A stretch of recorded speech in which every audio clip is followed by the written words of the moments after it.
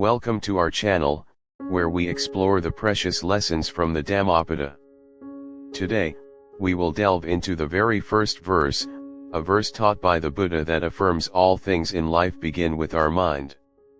The Buddha taught, mind precedes all things, mind is their chief, they are all mind-made. The meaning of this verse is profound. The mind is the origin of all actions. Whether our actions are good or bad depends on the thoughts in our minds.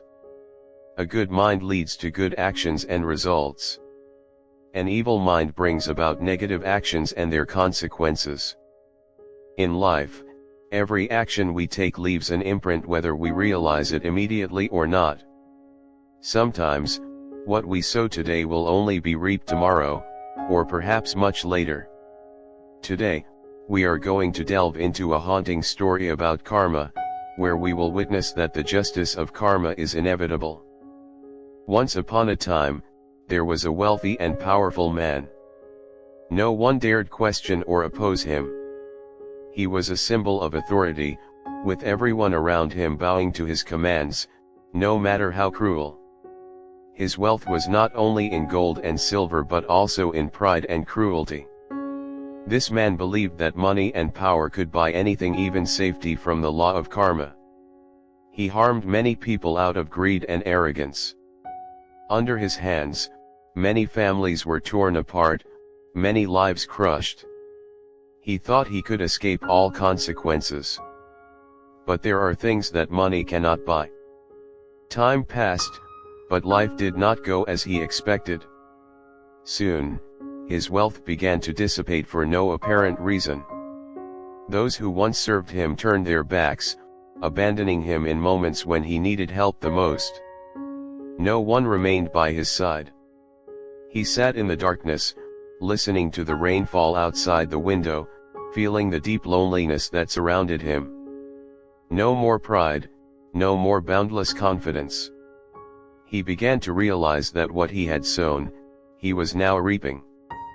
In his final days, the man, now only a shadow of his former self, lay on a simple bed, his eyes filled with regret.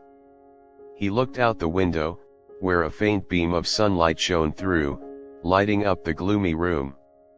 On the small table beside him, there was only a single flower, his last symbol of a fragile life.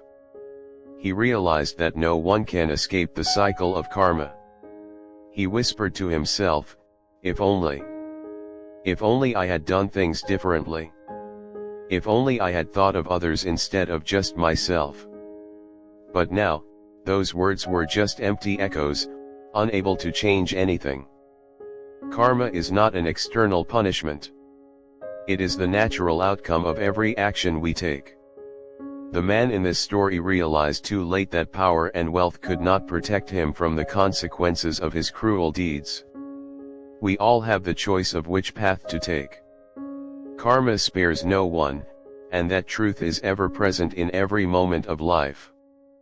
Mind precedes all things, mind is their chief, they are all mind-made.